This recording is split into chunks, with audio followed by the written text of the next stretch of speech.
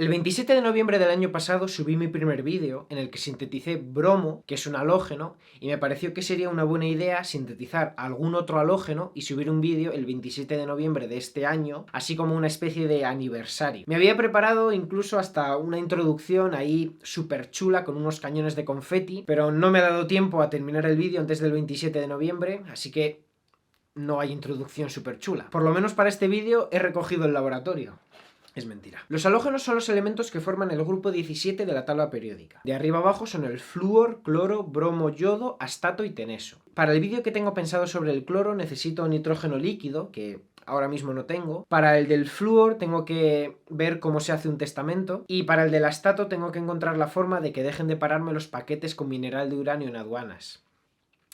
Y bueno, no voy a hacer teneso, que tiene un nombre horrible. Así que solo nos queda el yodo. Como he dicho, el yodo forma parte de los halógenos y de hecho es el halógeno estable, es decir, no radioactivo, más pesado que existe. Hay isótopos radioactivos del yodo, pero no vamos a hablar de ellos en este vídeo. Fue descubierto en 1811 por Bernard Courtois, un químico francés, pero el nombre se lo puso Joseph-Louis Gay-Lussac, otro químico francés, en 1813. Gay-Lussac, que puede que lo conozcáis por alguna ley de los gases, propuso el nombre yodo, o mejor dicho, íode, que es como se pronuncia en francés, por la palabra griega iodes, que significa violeta. Y no se le ocurrió este nombre por el color del yodo en estado sólido, sino por el color de sus vapores. El yodo tiene una característica un poco especial, y es que a temperatura ambiente sublima. Pasa directamente del estado sólido al gaseoso sin pasar por el estado líquido. Si colocamos un poco de yodo en un vaso de precipitados y lo tapamos, podemos ver que después de un rato el vaso toma un ligero color violeta. Este color se debe a los vapores de yodo que se han producido. Para hacer un poco más visible este proceso, lo que podemos hacer es calentar un poco el vaso, ya que al aumentar la temperatura, la velocidad a la cual sublima el yodo también aumenta y se producirá mucho más vapor. Si seguimos calentando, en concreto hasta 113,7 grados centígrados, pasa una cosa muy curiosa, y es que el yodo se funde. Que algo se funda no parece una cosa muy especial, pero en el caso del yodo lo es, porque como es capaz de sublimar, es muy común pensar que no se puede fundir. El CO2, por ejemplo, si lo enfriamos por debajo de menos 78,5 grados centígrados, se solidifica y forma una cosa que comúnmente se conoce como hielo seco. El hielo seco ya lo podemos calentar, enfriar o hacer lo que nos dé la gana, que no se va a fundir en ningún momento. Y esto es porque lo que determina que una sustancia sea sólida, líquida o gaseosa no solo es la temperatura, sino también la presión. Los rangos en los que una sustancia es sólida, líquida o gaseosa están recogidos en un tipo de gráficos llamados diagramas de fases, en los que se relaciona la presión con la temperatura. Si le echamos un vistazo al diagrama de fases del CO2, podemos ver que, en efecto, a una atmósfera de presión, el CO2 puede estar en estado gaseoso y en estado sólido, pero no en estado líquido. Para tenerlo en estado líquido tendríamos que aumentar la presión. Volviendo al yodo, si vemos su diagrama de fases, podemos ver que a una atmósfera de presión puede estar en estado sólido, líquido y gaseoso a diferentes temperaturas. Por lo tanto, el yodo tiene la característica de poder sublimar a temperatura ambiente, pero eso no significa que no se pueda fundir. Los vapores de yodo son la cosa más bonita que he visto en mi vida. Y eso que no me gusta el color violeta, pero creo que hay una cosa más bonita, bueno, un color, y es el tono grisáceo que toma el botón de suscribirse. En el título del vídeo, en vez de poner cómo extraer yodo de la povidona o el betadine, creo que voy a poner extrayendo yodo de la povidona, porque más que un tutorial, lo que va a ser este vídeo es una documentación de una semana de sufrimiento extremo. El yodo tiene propiedades antisépticas, es decir, se puede utilizar para desinfectar, pero no se puede utilizar directamente en forma pura, ya que es muy fuerte y provocaría irritaciones o incluso quemaduras en la piel. Habría que usarlo diluido, pero no se puede utilizar disuelto en agua, ya que no es muy soluble y no forma disoluciones con la suficiente concentración como para poder usarse para desinfectar. Podríamos disolverlo en algún disolvente orgánico, pero entonces tendríamos el problema de la toxicidad del disolvente. En este canal, por ejemplo, hemos sintetizado dos disolventes orgánicos, el cloroformo y el benceno, y los dos son cancerígenos. Con lo cual tenemos que encontrar una forma de disolver más yodo en agua, y es exactamente para esto para lo que se utiliza la povidona. La povidona es un polímero muy soluble en agua, que no es tóxico, y tiene la característica de que es capaz de combinarse con el yodo haciéndolo mucho más soluble en agua. De esta forma podemos conseguir disoluciones de yodo con la suficiente concentración como para poder desinfectar, pero que se pueden utilizar de forma segura. El procedimiento a lo largo del vídeo va a ser un poco caótico, así que antes de ponernos con él vamos a ver un poco por encima qué es lo que vamos a hacer. El yodo de la povidona yodada, aunque está formando un complejo, se encuentra en estado elemental y para poder aislarlo necesitamos que esté formando alguna sal, así que lo primero que vamos a hacer es añadir hidróxido de sodio que reaccionará con el yodo para formar una mezcla de yoduro y yodato de sodio. Después vamos a reaccionar estas sales de yodo con ácido clorhídrico para formar ácido yodídrico y por último vamos a reaccionar este ácido yodídrico con peróxido de hidrógeno para terminar de oxidar el yodo y formar el yodo elemental. O por lo menos eso es la teoría.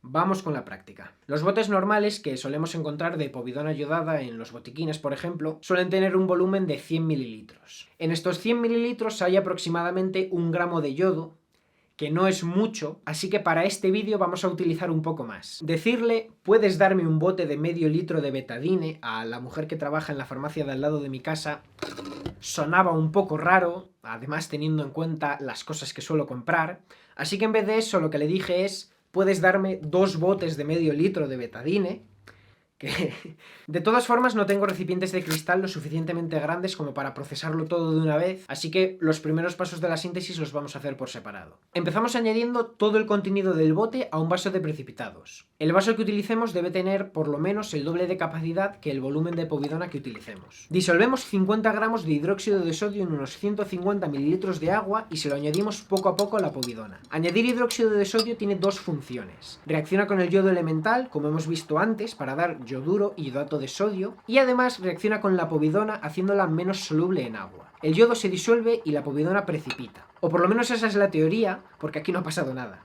He visto varios vídeos sobre el mismo procedimiento y se suelen necesitar entre 50 y 60 gramos de hidróxido de sodio. Hay que añadir hidróxido de sodio hasta que la disolución tome un color amarillo claro, lo que nos indicará que todo el yodo ha reaccionado. Mi povidona seguía tan oscura como al empezar, así que preparé otra disolución de 50 gramos de hidróxido de sodio y la añadí también. Aquí ya se podía empezar a ver un cambio, pero seguía teniendo un color muy oscuro, por lo que disolví otros 30 gramos de hidróxido de sodio en otros 100 mililitros de agua y se lo añadí también. Esta vez sí que alcanzamos el color amarillo claro que buscábamos. Si dejamos de agitar podemos ver que la povidona que ha precipitado flota en la parte de arriba del vaso. Creo que es povidona, o por lo menos tendría sentido que lo fuese, pero como no sé si se produce alguna reacción con el hidróxido de sodio que provoque algún cambio en su estructura, de ahora en adelante lo voy a llamar polímero, y digo de ahora en adelante porque no es la última vez que vamos a ver este polímero. El siguiente paso es filtrar la disolución para retirar el polímero. Casi siempre que filtro por gravedad uso filtros de café porque son muy baratos y filtran sorprendentemente bien. Aún así tienen esta especie de unión que no es muy fuerte y se suelen romper, por lo que siempre que los uso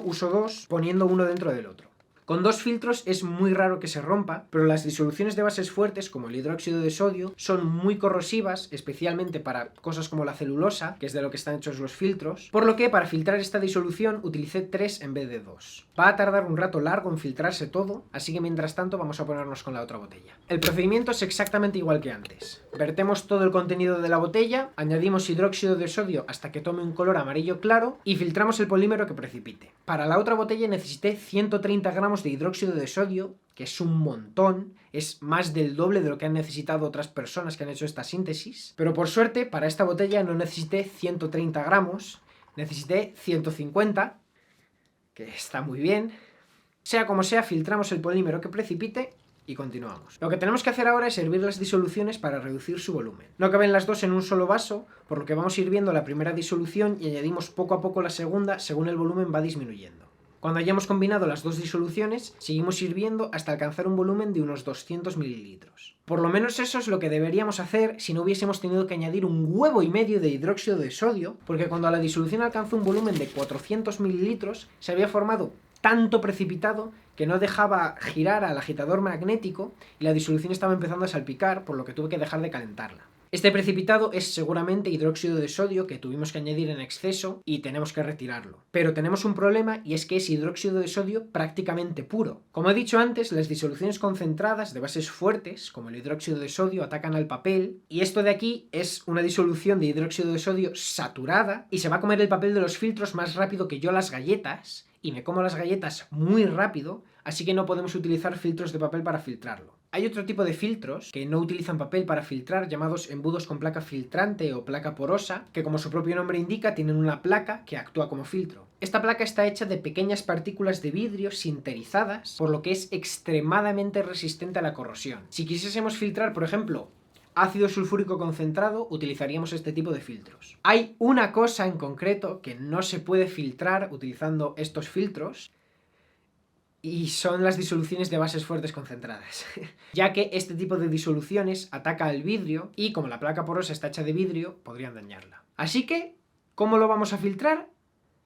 Pues no lo vamos a filtrar. Los filtros de papel se harían mierda en 2 minutos y como se me ocurre utilizar un embudo con placa filtrante, los químicos que estén viendo este vídeo me van a asesinar en los comentarios, por lo que vamos a hacer es neutralizar el hidróxido de sodio con ácido clorhídrico. El producto de esta reacción es cloruro de sodio, que eso sí que lo podemos filtrar. Colocamos un embudo de decantación sobre la disolución, o bueno, valdría uno de adición, pero el que tengo yo es muy pequeño, y lo llenamos de ácido clorhídrico. Hay que añadir el ácido clorhídrico muy despacio porque tenemos que tener en cuenta que estamos reaccionando una base fuerte con un ácido fuerte y si no vamos despacio la reacción puede ser muy violenta. Al principio tuve que remover con una varilla ya que la barra agitadora no podía agitar bien por todo el precipitado, pero después de añadir un poco de ácido la cantidad de este precipitado disminuyó y el agitador magnético volvió a funcionar. Cuando la disolución alcanzó un volumen de 1 litro, el pH seguía siendo fuertemente básico, pero no cabía más ácido clorhídrico, por lo que retiramos el embudo de decantación y empezamos a calentar la disolución para que se evapore un poco de agua y se disminuya el volumen. Cuando el volumen se haya reducido un poco, dejamos enfriar y seguimos añadiendo ácido. Finalmente, tras 800 ml de ácido clorhídrico concentrado, la disolución alcanzó un pH neutro. Lo que tenemos que hacer ahora es reducir el volumen de esta disolución. Ha precipitado bastante cloruro de sodio, por lo que lo primero filtramos la disolución. Y esta vez sí que podemos filtrar por vacío usando mi nuevo y precioso embudo con placa filtrante de porosidad media de 500 ml. Conectamos el vacío y añadimos toda la disolución poco a poco al embudo, añadiendo también el cloruro de sodio. Cuando toda la disolución haya pasado, lavamos un poco el cloruro de sodio con agua para asegurarnos de que no nos dejamos nada de yodo atrás. Colocamos toda la disolución en un vaso de precipitados y empezamos a agitar y calentar. La disolución está saturada con cloruro de sodio, por lo que según se vaya disminuyendo el volumen, el cloruro de sodio irá precipitando. Cuando la disolución alcance un volumen de 400 ml aproximadamente, dejamos enfriar y volvemos a filtrar para retirar el cloruro de sodio. Ahora tenemos aproximadamente 300 ml de disolución en la que deberíamos tener el yodo en forma de yoduro y yodato, como tiene todo el mundo. Sí, solo hemos tenido que hacer un par de pasos intermedios. Lo que tenemos que hacer ahora para extraer el yodo es añadir ácido clorhídrico y peróxido de hidrógeno a esta disolución. Como nos ha costado tanto llegar hasta aquí, antes de hacer la reacción a escala completa decidí hacer un pequeño test para ver si funcionaba, y menos mal, porque no funcionó. Al añadir ácido clorhídrico y peróxido de hidrógeno, la disolución se oscurece, que es una buena señal, pero pasado un rato se forma una especie de precipitado rojo muy feo que no es yodo. Creo que sé lo que ha pasado aquí, pero para poder verlo tenemos que retroceder un poco. Cuando añadimos el hidróxido de sodio en el primer paso, hay una parte de la povidona que precipita, pero hay otra parte que se queda disuelta en la disolución. Lo que habría que haber hecho para retirar esta otra parte de la povidona es hervir la disolución y filtrarla, pero sin añadir el ácido clorhídrico. Creo que la solubilidad de la povidona depende del pH. En un pH básico no es soluble y por eso precipita al añadir hidróxido de sodio o al hervir la disolución con el hidróxido de sodio, por lo que seguramente al añadir el ácido clorhídrico redisolví la povidona y es el precipitado feo que estamos viendo en el test. Tenemos que volver a precipitar la povidona y para eso vamos a utilizar una base fuerte. Tenía serias dudas sobre la calidad de mi hidróxido de sodio, así que utilicé hidróxido de potasio de un bote que compré hace un tiempo, pero que sé que es de buena calidad. Disolvemos 50 gramos de hidróxido de potasio en aproximadamente 100 mililitros de agua, se los añadimos a la disolución y empezamos a agitar y calentar. Tras hervir la disolución durante un rato y reducir un poco el volumen, podemos ver que en efecto precipitó un poco de polímero, por lo que, una vez más, yo tenía razón. También había precipitado un poco de cloruro de sodio, o bueno, puede que ahora un poco de cloruro de potasio, ya que hemos añadido hidróxido de potasio. Al enfriarse, el polímero se endureció y pude quitarlo con unas pinzas. Filtramos la disolución una vez más. ¿Cuántas filtraciones llevamos ya? Luis Editor, anda, que vas a volver a ver los vídeos. Ponme por aquí arriba un contador. Eso es, gracias. Filtramos la disolución utilizando un embudo con placa porosa. Eso es. Estoy filtrando una disolución de una base fuerte utilizando un embudo sinterizado. ¿Venid a detenerme? Venido a detenerme, cuando todo había filtrado, hice otro pequeño test para ver si esta vez precipitaba yodo, y una vez más se formó ese precipitado rojo feo de antes, que seguramente seguía siendo polímero. Tío. En este momento empecé a plantearme muy fuerte si seguir con la síntesis, porque nada estaba saliendo bien, pero decidí continuar porque tenía muchas ganas de subir el vídeo el 27, porque iba a quedar muy chulo, pero todo eso ya da igual, porque no me ha dado tiempo, así que recordé que había visto un vídeo en el que un tío hacía esta síntesis utilizando hidróxido de potasio en vez de hidróxido de sodio, y además había necesitado solamente 30 gramos. Ya tenía fuera el bote de hidróxido de potasio y este sabía que era de buena calidad, así que como un tonto fui y compré otras 2 botellas de betadine. Y os estaréis preguntando, ¿y por qué como un tonto? Porque después de añadir 30 gramos de hidróxido de potasio, no pasó nada. Y seguí añadiendo y añadiendo y añadiendo hidróxido de potasio, ¿y sabéis cuánto tuve que añadir para que la disolución se pusiese de color amarillo? 170 gramos. Porque tenía prisa para subir este vídeo, por lo que nada sale bien. Así que nos olvidamos del hidróxido de potasio y volvemos con la disolución de antes. Desde que la filtré al clip que estáis viendo ahora mismo, había pasado un día más o menos por la prueba que hice con el hidróxido de potasio, y si os fijáis, le ha pasado algo muy chulo a la disolución. Ha precipitado tanto polímero que se ha formado una especie de gel. Más polímero.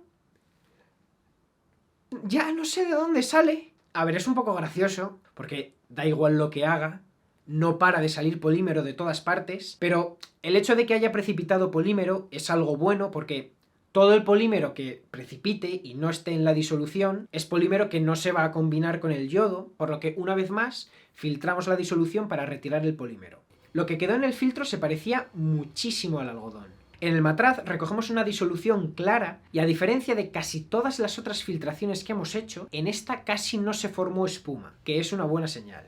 Así que, emocionado, tomé una muestra de esta disolución y repetí el test. No se formó polímero, que es algo bueno porque si se llega a formar polímero otra vez me pego un tiro, pero tampoco precipitó yodo. La disolución se oscureció igual que antes, que es una buena señal, pero había algo que no terminaba de funcionar. Ese test lo grabé más o menos el día 25 de noviembre, por lo que ya me estaba quedando sin tiempo, así que decidí probar una cosa un poco más radical. Para formar el yodo elemental lo que hacemos es añadir un ácido, que forma el ácido yodídrico, y luego oxidamos este ácido yodídrico con el peróxido de hidrógeno. Pero en vez de utilizar ácido clorhídrico y peróxido de hidrógeno, podemos utilizar únicamente ácido sulfúrico concentrado, ya que el ácido sulfúrico, especialmente cuando está concentrado, aparte de ser un ácido muy fuerte, es un oxidante y es capaz de él solo oxidar el yodo hasta la forma elemental. Hice una pequeña prueba igual que antes, esta vez añadiendo ácido sulfúrico concentrado, y podemos ver que se forman vapores de yodo. Además, después de añadir un poco de agua, se podía ver un poco de yodo elemental flotando en la disolución, por lo que este método funciona. Utiliza mucho ácido sulfúrico concentrado, y de hecho para la disolución que tenía aquí iba a necesitar más o menos 200 o 250 mililitros de ácido sulfúrico concentrado, pero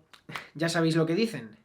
Medidas desesperadas requieren que utilices un montón de ácido sulfúrico concentrado que no vas a poder volver a comprar, ya que es un producto químico controlado porque se puede utilizar para hacer explosivos. De todas formas, cuando estaba a punto de añadir el ácido sulfúrico, me fijé en el vial del último test que habíamos hecho con el método del ácido clorhídrico y el peróxido de hidrógeno y pude ver que se habían formado unos pequeños cristales de yodo que, aunque no se veían muy bien en la cámara, indicaban que este método sí que funcionaba. Quizá tardaba un poco más, pero funcionaba. Pude salvar esos 200 mililitros de ácido sulfúrico y los podemos utilizar para alguna otra cosa más productiva, como hacer explosivos. De todas formas, por alguna extraña razón, no sé por qué, no estaba totalmente seguro de que fuese a funcionar, por lo que dividí la disolución en dos y probé primero con una de las dos mitades. Tenemos 100 mililitros de disolución. El pH ahora mismo es fuertemente básico porque queda un gran exceso de hidróxido de potasio. Tenemos que añadir ácido clorhídrico hasta que el pH sea neutro para reaccionar todo el hidróxido de potasio y luego seguir añadiendo para alcanzar un pH fuertemente ácido. Básicamente hay que añadir ácido en exceso. Yo añadí 100 mililitros de ácido del 20% de concentración. En este paso es cuando se forma el ácido yodídrico. A continuación colocamos 500 mililitros de agua oxigenada. 500 mililitros de peróxido de hidrógeno del 3%, vertemos toda la disolución de antes y agitamos durante un par de minutos para mezclarlo todo bien. En este paso el ácido yodhídrico reaccionará con el peróxido de hidrógeno y se formará el yodo elemental, que precipitará. En un principio la disolución simplemente se pone de un color rojo muy oscuro, pero si dejamos de agitar y esperamos un poco podemos ver que se empieza a depositar yodo en el fondo del vaso. Para recoger el yodo filtramos la disolución por vacío y lo lavamos con un poco de agua. Dejamos el vacío puesto durante un rato para que se seque un poco y retiramos el filtro entero con el yodo y lo colocamos en un vaso. Todavía nos queda la otra mitad de la disolución, así que hacemos igual que antes. Añadimos unos 100 ml de ácido clorhídrico del 20% y vertemos la disolución sobre unos 500 ml de peróxido de hidrógeno del 3%. Filtramos también esta disolución para quedarnos con el yodo, lo lavamos y lo dejamos secar un poco en el embudo. El yodo que tenemos ahora mismo no es súper puro, así que vamos a purificarlo. Para purificarlo vamos a hacer un procedimiento parecido al que hicimos con la cafeína en el vídeo de cómo extraer cafeína del café. Colocamos el vaso con los filtros en la placa calefactora y empezamos a calentar. En un principio el agua que quede se evaporará y luego empezaremos a ver vapores de yodo. Cuando haya bastantes vapores, colocamos un matraz de fondo redondo lleno de agua fría sobre el vaso y esperamos. El yodo del fondo del vaso se evaporará o sublimará, dependiendo de la temperatura que alcance, y se depositará en forma sólida sobre las paredes frías del matraz. De esta forma muchas impurezas se quedan atrás, ya que no se evaporan como el yodo o simplemente se queman. Al hacer este paso puse los filtros con el yodo, en vez de tratar de rascar el yodo, ya que pensé que a lo mejor si hacía eso iba a perder mucho yodo que se iba a quedar pegado en los filtros. En teoría, a la temperatura a la que estamos trabajando aquí, el yodo no debería reaccionar con la celulosa del filtro, pero creo que si repitiese esto, no incluiría los filtros. Cuando haya pasado un rato, retiramos el vaso del calor y lo dejamos enfriar. Cuando esté frío, retiramos el matraz y rascamos el yodo que se haya depositado usando una espátula. Traspasamos el yodo a un vial para almacenarlo. Todavía queda mucho yodo en el vaso, por lo que volvemos a poner el matraz y repetimos el proceso de calentar durante un rato, dejar enfriar y rascar el yodo hasta que veamos que no se deposita nada más sobre el fondo del matraz. Antes he dicho que el matraz debe estar lleno de agua fría, pero el que estaba usando yo tenía agua con hielo. Pues bien, os recomiendo que utilicéis agua fría, porque si utilizáis agua con hielo, como hice yo, aparte de condensar el yodo, se condensará mucha agua del ambiente, y al ir a rascar el yodo puede que os pase esto, que... Menos mal, que se me olvidó encender el micro ahí, porque...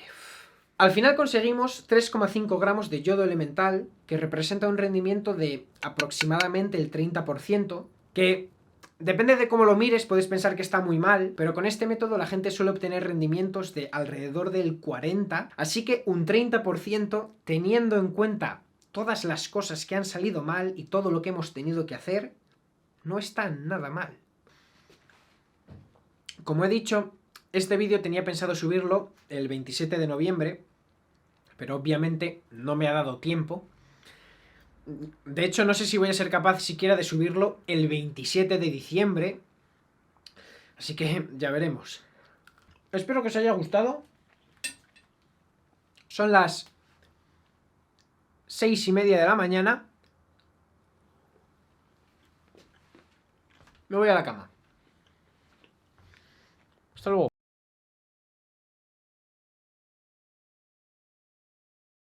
Cago en todos mis putos muertos.